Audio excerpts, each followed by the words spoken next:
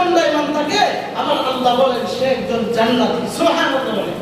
আল্লাহ তাআলা কোরআনের মধ্যে বলেন, ওয়া আম্মা মান খাফা মাকামা রাব্বিহি ওয়া নাহান নাফসা আনিল হাওয়া ফাইন্নাল জান্নাতা হিয়াল মাওয়া। সুবহানাল্লাহ বলেন। যে বান্দা তার ইচ্ছা শক্তি রাখে, আমার আল্লাহর কাছে ভয় করে, আমার আল্লাহকে ভয় করে, আমার আল্লাহর কুদরতি কথা চিন্তা করে, দণ্ডায়মান থাকে, আল্লাহকে ভয় করে, নিজের খায়েশাত অনুযায়ী চলে না, নিজের মনে চাইছে নামাজ পড়তে না, সে নামাজ পড়ে, নিজের মনে চাইছে গুনার কাজ করতে, সে গুনার কাজ থেকে ফিরে আল্লাহর ইবাদত করে। এই যে ইচ্ছা শক্তিটা আমার আল্লাহর কাছে লাগাইলো, আল্লাহ বলেন ফাইনাল জান্নাতা হিয়াল মাওয়া, আর তার জন্য নিশ্চয়ই তার জন্য বাসস্থান হলো চিরস্থায়ী জান্নাত। সুবহানাল্লাহ। তার বাসস্থান হলো চিরস্থায়ী জান্নাত। কারণ আমাকে রাজি করার, রাজি খুশি করার উদ্দেশ্যে তার যে মনের খায়েশাত ওইটা মিটাইছে আমার রাস্তায়। সুবহানাল্লাহ।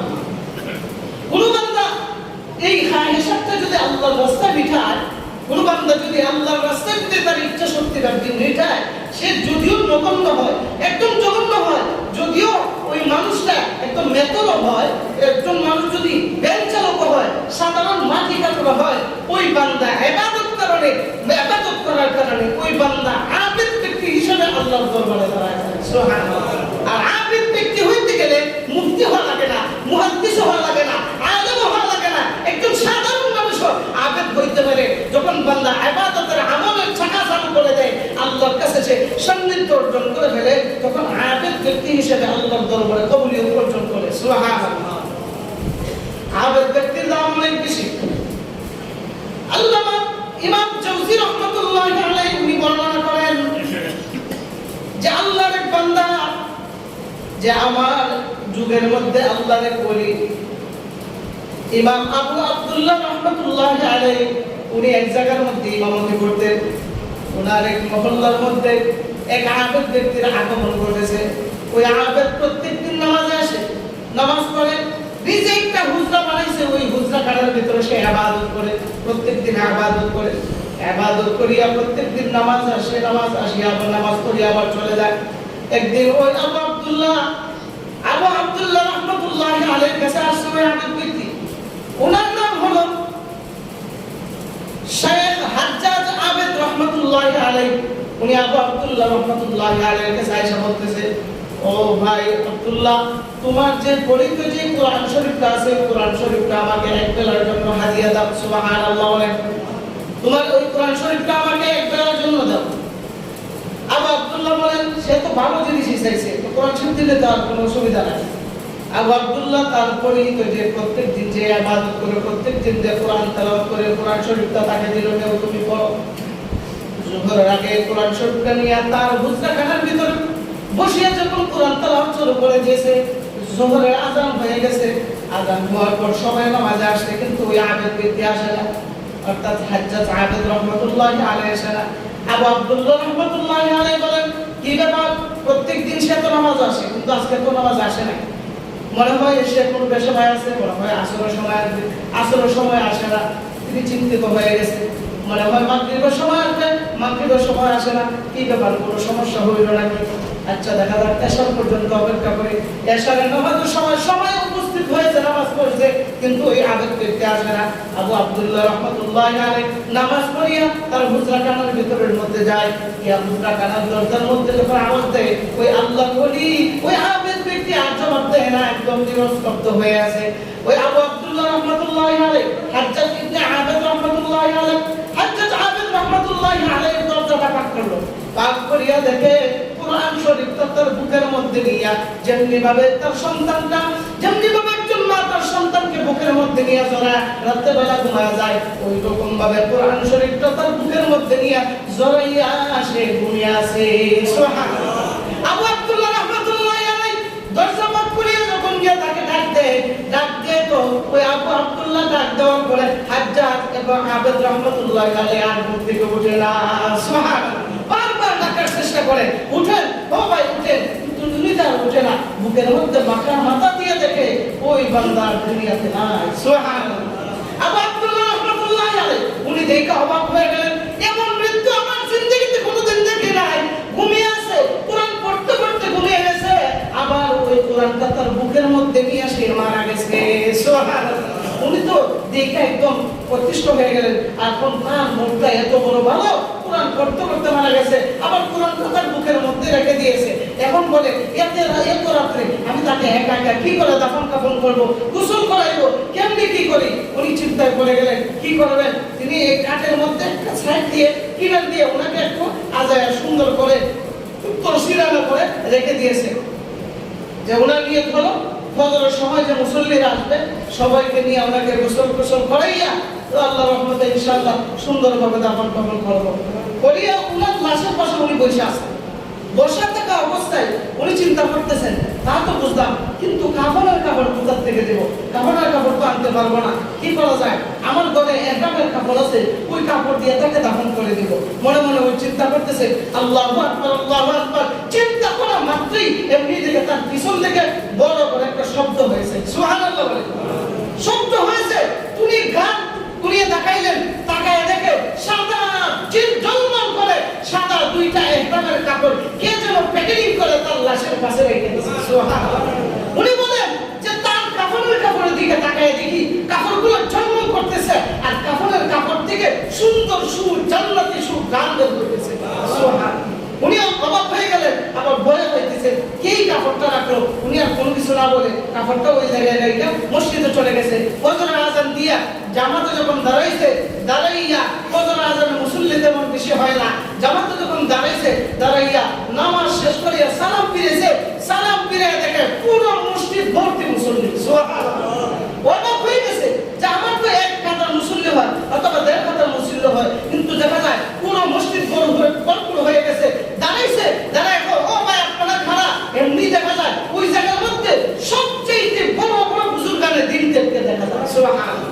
এর মধ্যে একজন বুজুর্গ ছিলেন মালিক ইবনে দিনার রাহমাতুল্লাহি আলাইহি। আরেকদিন ওনার ঘটনা বলছিলাম যে মালিক ইবনে দিনার রাহমাতুল্লাহি আলাইহি এমন এক ব্যক্তি যে সাগরের মধ্যে বিপদ করছে, মাঝি তার কাছে টাকা চাইছে, টাকা দিতে পারে নাই, মাঝি তার সাথে দুর্ব্যবহার করছে, আল্লাহর কাছে দোয়া করছে, নদীর ভিতরে হাত ঢুকাইছে, মাছে টাকা নিয়ে আসছে। সুবহানাল্লাহ। ওই মালিক ইবনে দিনার ওই জায়গার মধ্যে উপস্থিত। তো আবু আব্দুল্লাহ রাহমাতুল্লাহি আলাইহি বলেন, ও আল্লাহর ওলি মালিক ইবনে দিনার, আপনারা হঠাৎ করে ফজরের সময় আগমন কেন করলেন? ও ভাই, এমন একজন লোকের মৃত্যু হয়েছে যে মৃত্যুর সংবাদ আল্লাহ তাআলা এই সমস্ত বুজুর্গানের দিনকে আল্লাহ তাআলা স্বপ্নের মাধ্যমে জানাই দিয়েছেন। সুবহানাল্লাহ। স্বপ্নের মাধ্যমে বলতেছে, ও মালিক ইবনে দিনার, ও বুজুর্গানের দিন, তোমরা ওই জায়গার মধ্যে বসে আছো, আমার এক আবেদ সাধারণ ব্যক্তি ও মারা গেছে, তাকে দাফন কাফন করার মতো কোনো লোক নাই, যাও তোমরা একজন এক একটা কাফনের কাপড় হাতের মধ্যে নিয়ে তোমরা চলে যাও। সুবহানাল্লাহ। সবাই একজন হাতের মধ্যে কাফনের কাপড় নিয়ে আসছে। আয়েশার সাথে তখন আবু আব্দুল্লাহ রাহমাতুল্লাহি আলাইহি বলেন, ও ভাই তুমি কোনো চিন্তা করিও না, কোন মুসল্লি লাগবে না, এই সমস্ত বুজুর্গানের দিনকে আল্লাহ তাআলা আমাকে পাঠাইছেন, সবাইকে পাঠাইছেন, তাকে সুন্দরভাবে জানাজা করিয়া দাফন কাফন করিয়া আমরা চলে যাওয়ার জন্য। সুবহানাল্লাহ। অথচ সে একজন সাধারণ মানুষ, তার বাড়িঘর নাই, কোনো কিছু নাই, কিন্তু আল্লাহর কাছে সে এত দামি হয়ে গেছে। কেন? তার ইচ্ছা শক্তিটা আল্লাহ আওতার ভিতরে, অর্থাৎ আল্লাহকে রাজি খুশি করার ক্ষেত্রে লাগাইছেন। সে ইচ্ছা করলে অন্য কোনো কাজ করতে পারতো, সে ইচ্ছা করলে ইবাদত না করে যা মন চায় তাই করতে পারতো, কিন্তু না, আল্লাহকে রাজি খুশি করার কারণে আল্লাহ তার ইচ্ছা সম্মান এত বানায় দিয়েছেন, বানা যাওয়ার সাথে সাথে সমস্ত বুজুর্গানের দিনকে আলিয়া জানাজা পড়ায় দাফন করায় দিয়েছেন। সুবহানাল্লাহ। তো বুজুর্গানের দিন এত বড় ফজিলত অর্জন করতে পেরেছে, অথচ সাধারণ মানুষ। তো আমরা তো সাধারণ মানুষ, সবাই তো মুফতি মুহাদ্দিস বড় বড় আলেম ওলামা না।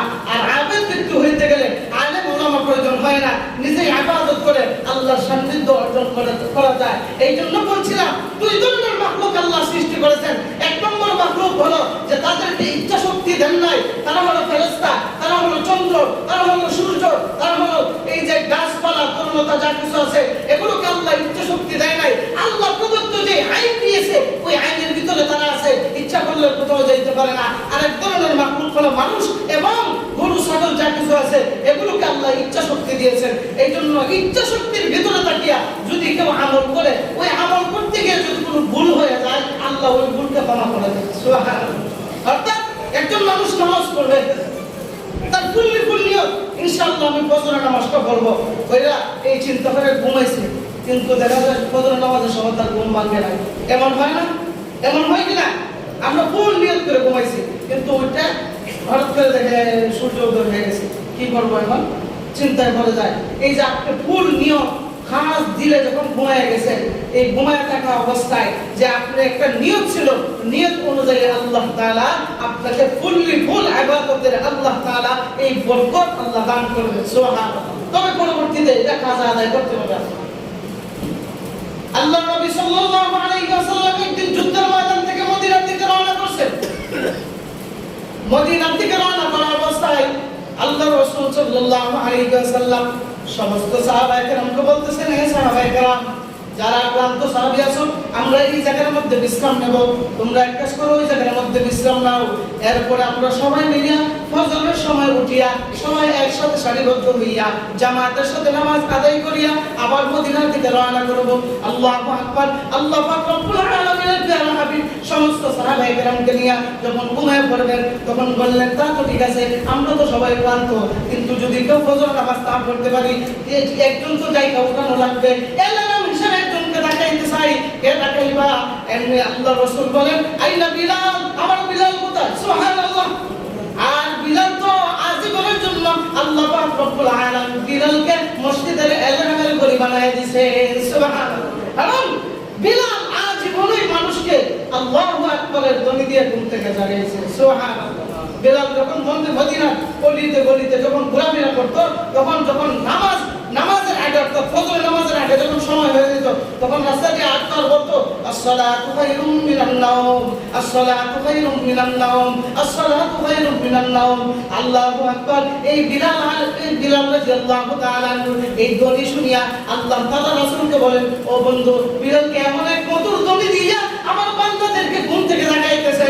ও বিলাল, ও প্রিয় হাবিব, আর দেরি করেন না, বিলালের যে ধ্বনি তার মুখ থেকে বের হয়েছে, ওই ধ্বনিটা আযানের মধ্যে, ফজরের আযানের মধ্যে ফিট করে দাও। সুবহানাল্লাহ। ফজরের আযানের মধ্যে আসসালাতু খায়রুম মিনান নাওম আসনা নাই, ওই দিন থেকে বিলালের এই ধ্বনিটা ফজরের আযানের মধ্যে ফিট হয়ে গেছে। সুবহানাল্লাহ। কেমন মানুষ!